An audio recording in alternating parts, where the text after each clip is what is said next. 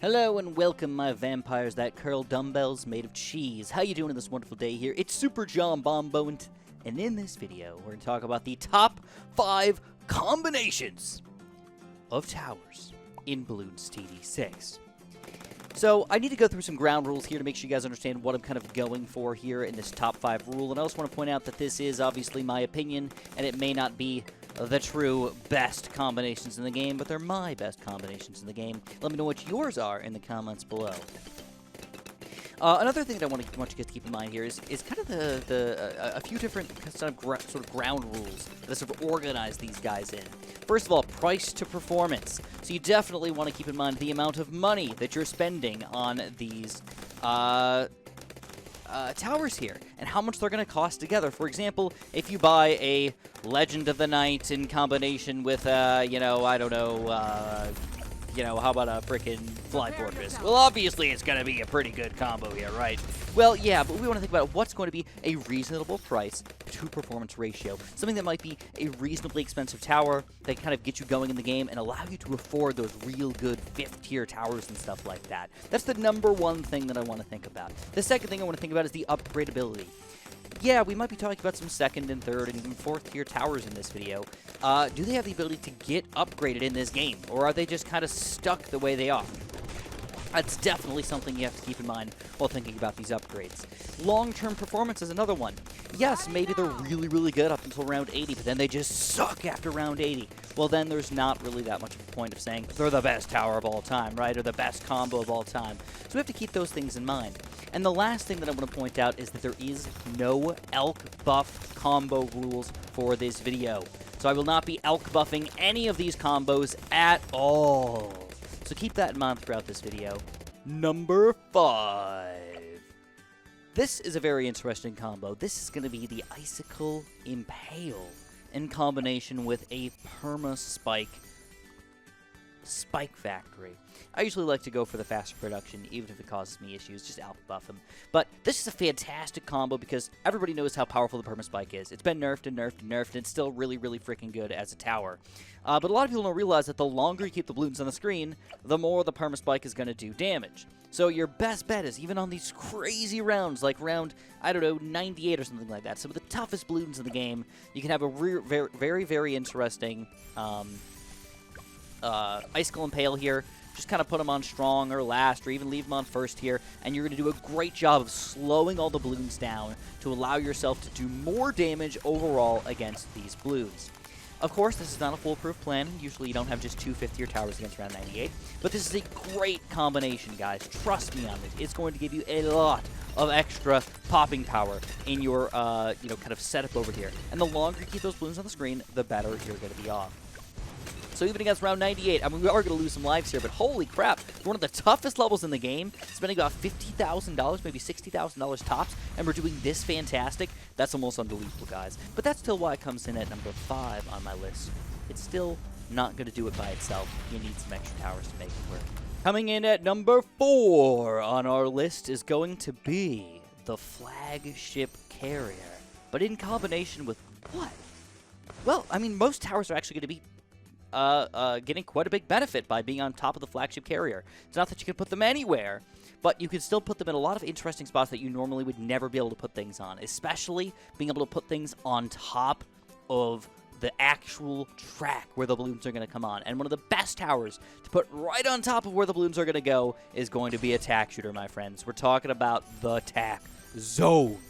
The tack zone is going to be probably one of the best towers ever if you can put it in the right spot. And I think that's the main reason why this thing ends up being so powerful, because it only works in certain places, but even against something like round 98, again, a very, very difficult round. We're not trying to show off that it can kill everything. We actually want to lose to show off, well, this thing's pretty freaking powerful. Keep in mind also the price values of these guys. It's only going to be about $25,000, for a tack zone. It's going to be about $30,000 to $35,000 for a Flagship Carrier. Flagship Carrier has full range over the course of the entire map here.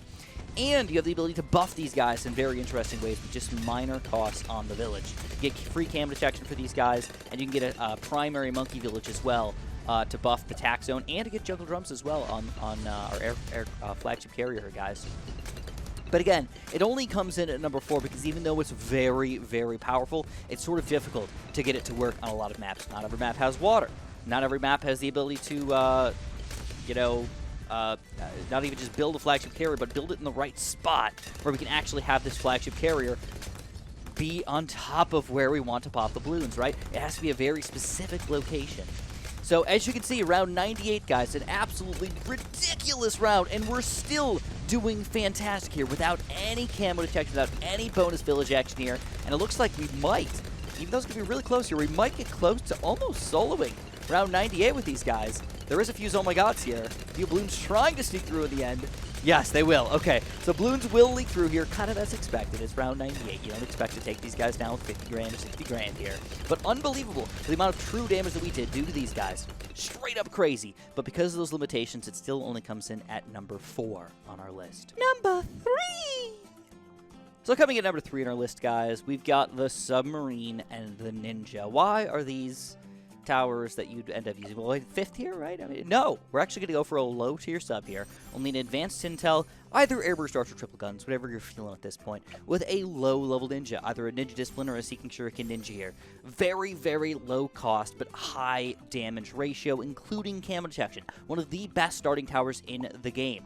You send out something like round 15, which is super duper difficult for most towers to pop here. And we're just going to absolutely annihilate this.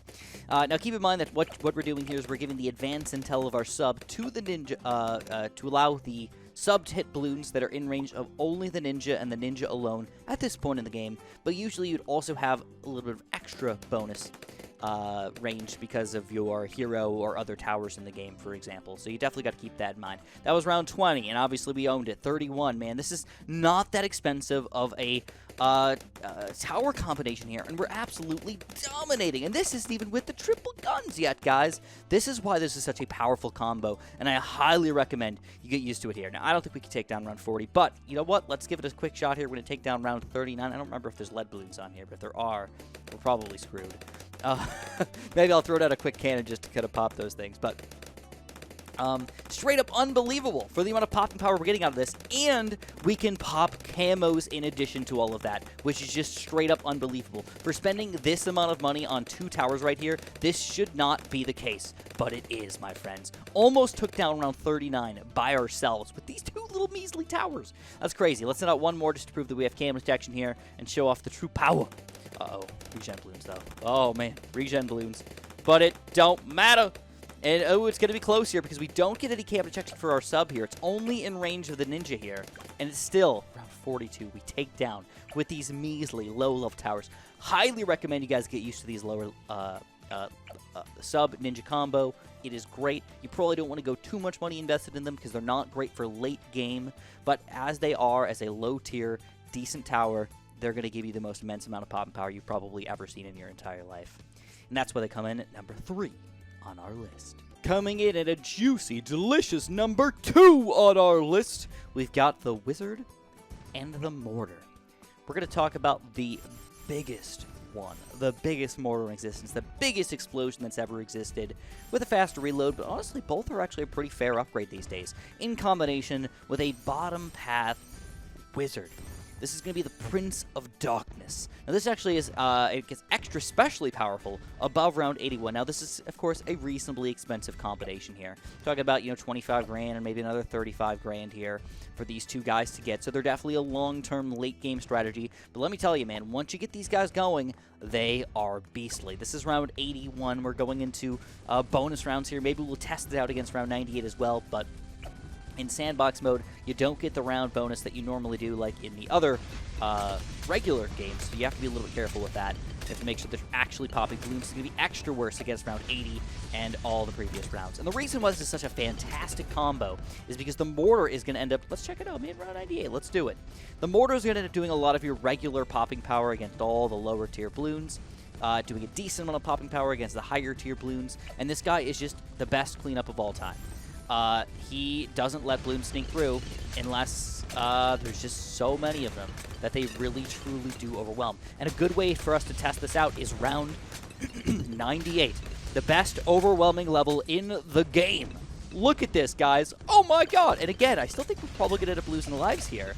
But If we don't, even freaking better, man. I mean, I will be absolutely, unbelievably impressed with ourselves here if we could take these guys down. It looks like we might. Oh, baby. He's still got a 3,000 pop room here. We don't have any more reinforcements coming in, just regular Bloons here. And usually this does, end up being one of the most difficult parts of the game here.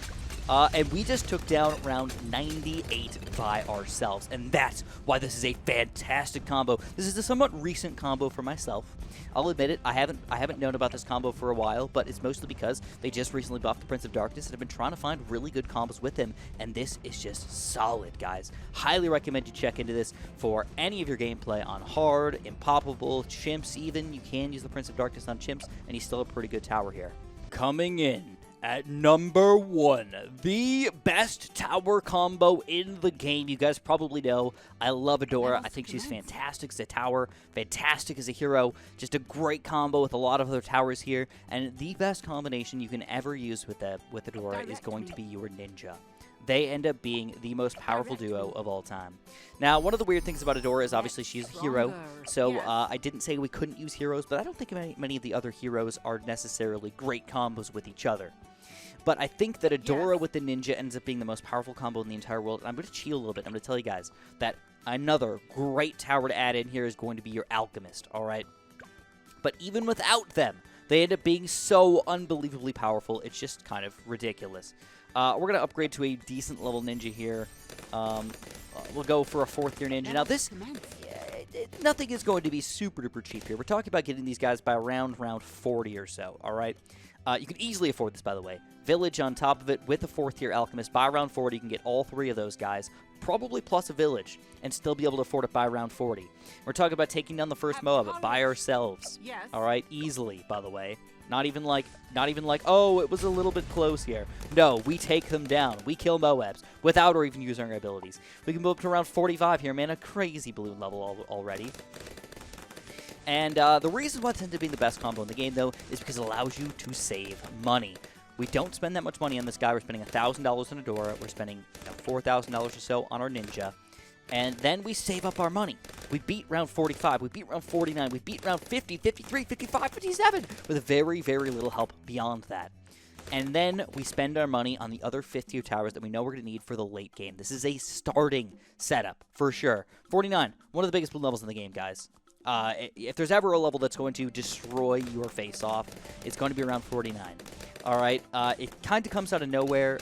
It's often overwhelming. If you don't have cannons or something like that, it can definitely get you going here. We're actually going to have to use Adora's ability here, but we do take down round 49 here without the Alchemist. And again, to keep that in mind, Alchemist is going to really, really buff these guys up super hard, man. Ooh, that was close. And then moving on around 53 and 55. 54 or something like that. Another very difficult round with Moabs this time around. Let's see if we can take this guy down. I think we probably have finally hit our limit without the Alchemist.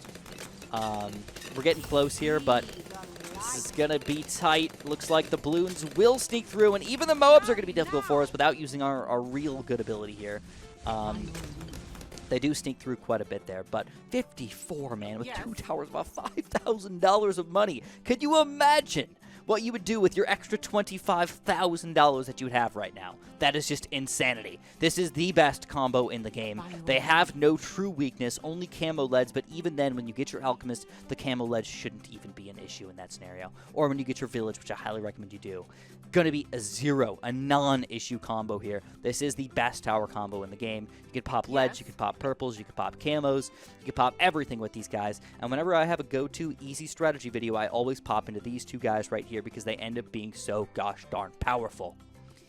Number 1 on the list, definitely Ninja and Adora. Let us commence. That's not all, folks. We've also got some honorable mentions for you guys. There's a couple that I felt like are very, very good combos, but I just couldn't, in my right mind, put them into this video in the normal top 5 here because they have some major issues with them. Let's talk about this one first. We're talking about the Apache Prime, and the major issue you could probably tell here is the price. We're talking about a $60,000 plus tower here, guys. He's expensive. We got to buy, the $20,000 4th tier and a $40,000 5th tier. He's pricey, and if you combine him with anything else, obviously, that's going to also be a lot of money here. But if you combine him with a biggest one with faster reload, or really, it doesn't matter which other path you want to do. And you pop these guys in here. They are very, very powerful, but you have to do something really funky with your Apache Prime, and this is key, because the Apache Prime is actually not very good against the Bloons. But if you send out something like round 98, again, a very beefy round here, and you put this guy on Moab popping power, not Bloon popping power, you end up getting one of the most fantastic combos in the game here, guys. And you have the ability to move him around wherever you see fit. Whether you want him to be popping Moabs, or you want, really quickly to pop some Bloons or something like that, this will just be the Annihilation King. You want to put them right at the edge of where the Moabs are, and you want them to chase into the Moab popping power, and you can tell we absolutely annihilate those guys. It's a great combo, but of course, it is expensive, and that's why I couldn't put it on the top 5 list here originally. And our last honorable mention here for you guys. Of course, there's a lot more great combos in the game. Let me know in the comments below what your guys' favorite tower combos are, favorite upgrade combos are in the comments. I feel like I just said in the comments 20 times. But I really like the Open Druid combo. It's kind of odd because not that many people use it, but when you do use it, you have to kind of go all in. It can be a little bit boring as a strategy. But one of the best strategies in the game, no joke, is going to be to get a bunch of 4th tier and 5th tier Avatars of Wrath or Avatar or Populus with that Thorn Swarm. They don't have very many weaknesses. They're overall very powerful, and if you get the Avatar of Wrath, you end up becoming one of the most powerful combos in the entire world. Definitely keep in mind that you want Oba to be as high as you can, but he does get to level 20. He'll easily be, I think, level 20 by round 98, but let's not even put him to level 20 yet. You guys are just going to see the beefiness of these towers. This is only 5 of them. No extra villages, no extra anything. I mean, of course, we did spend a reasonable amount of money on these guys, maybe 60, 70 grand, but that's not that much, really, when you get down and think about it, man.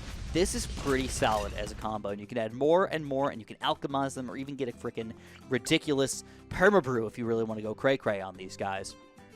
To make one of the most powerful tower combos in the entire game. And it's easy. It's simple to pull off. You build an Oban, you build some Druids. Whoop, you win the game. All right. So anyways, if you guys enjoyed this wonderful video for me, make sure you press that like button. Make sure you subscribe for more content. And of course, have a super duper delicious day.